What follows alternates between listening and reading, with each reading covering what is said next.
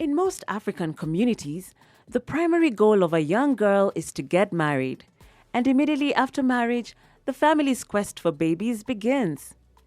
Infertility is wrongly perceived as a curse or a taboo. Women are solely blamed for inability to bring children, although infertility affects women and men equally. This is the story of Helena Mootseng from Namibia. My name is Helena Mootseng. I am 42 and I've lived in Windhoek. I grew up in Windhoek, lived in Windhoek all my life. I come from a very small family, but something that is very significant about that family in relation to what we're recording today is the issue of infertility. So by the time I was 26, I got married. And I think this is really where it underscores the challenges that you can get when you want to conceive and conception is just not possible. So we got married. I was married for a total of 9 years to someone who already had a child before the marriage, a girl child before the marriage. So of course, when I got married, the desire to have a male child was there. And so there's this silent pressure that's mounting on you because you're supposed to be the one who falls pregnant. So if there's a problem, the problem must be with you because you're the one who must carry this child. So in the first couple of years, we tried medical intervention as well, just to see if we can conceive. But I think by the time we really tried medical intervention, the marriage had become very unhealthy, and it had become unhealthy for a lot of reasons, but one of the reasons for sure was the inability to bring about a child. And then of course you have friends, you have family, and they're constantly looking at you and they're waiting and they're asking questions and they sometimes very insensitively suggesting things, saying things like, do you have a cement womb? Why is the child coming? Or didn't you pay the last witch doctor that you went to so that they have cursed you? You know, those kind of things. No, we won't. I remember one of my aunts jokingly, and she meant well, but it's the insensitivity of what she was saying that I think sometimes people lose sight of. So she used to say, I'll buy a baby carrier, but it will only be used one day when you have a child. And we know that's not going to happen. You know, things like that. So you have a lot of external things that are thrown at you as if you had a choice not to have children.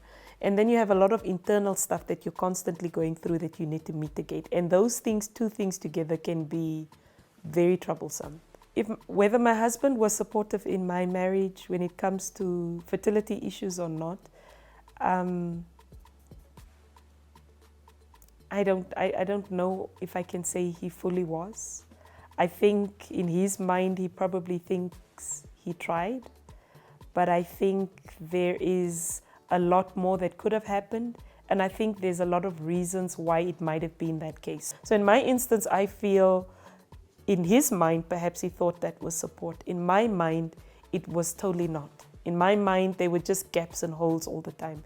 And it felt like I was going through something that I had to bear on my own.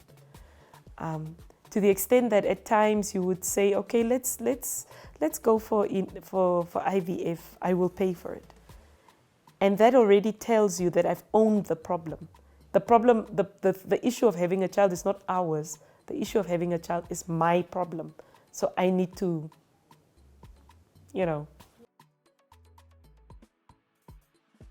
When my marriage was falling apart, at that time I was in the police. At that time, I was going around picking up dumped babies. And I remember there was one specific incident where we picked up a baby that was dumped in the academia area. And the baby was, presumably the mother gave birth, not sure whether the baby was alive or dead at birth, but the baby was put in a plastic bag and the plastic bag was put in a handbag and the handbag was thrown in a river. There was no water in the river, but the street kids that were roaming in the area found the handbag, and they thought there was food in the handbag. And when they opened the handbag, it was the fetus, the body of a fetus that died, actually. And I remember I was speaking to the media on that particular day. I was speaking, and there was an interview that was recorded for news. But I usually used to wear sunshades on interviews like that because it was particularly difficult for me to process how somebody would be able to do that when I know how difficult it is for me to have a baby. So it was difficult in the sense that you encountered people that were in the complete opposite positions, I suppose. They had children that they were not ready to have, couldn't have. However life presented itself, it made it difficult for them to keep those children. So they get rid of them. And in the meantime, you're battling. My marriage is falling apart. I am 30, I think I was 36 when I got divorced. I'm 36. I don't think I'm going to have any kids. I couldn't have them for 9 years. I don't know why I think I'm going to have them now. So you're at the crossroad of a lot of things. And you don't realize it, but it weighs on you. It really weighs on you. What I did do, however, was I made a decision at that time that I was one day going to adopt one of the abandoned children for 2 reasons. One, because it would help me fulfill my dream of becoming a mother.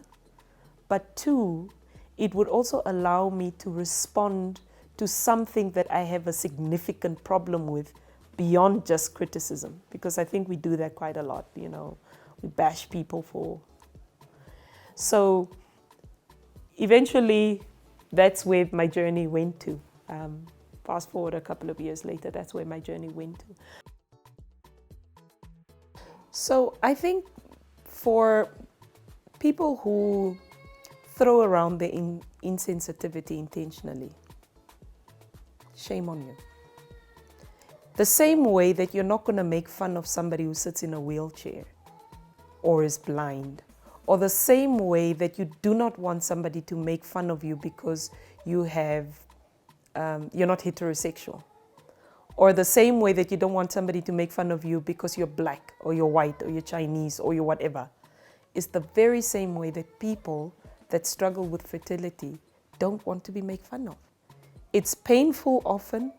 It has significant impact on people's lives. And you have no right to use that to insult their pain, first and foremost.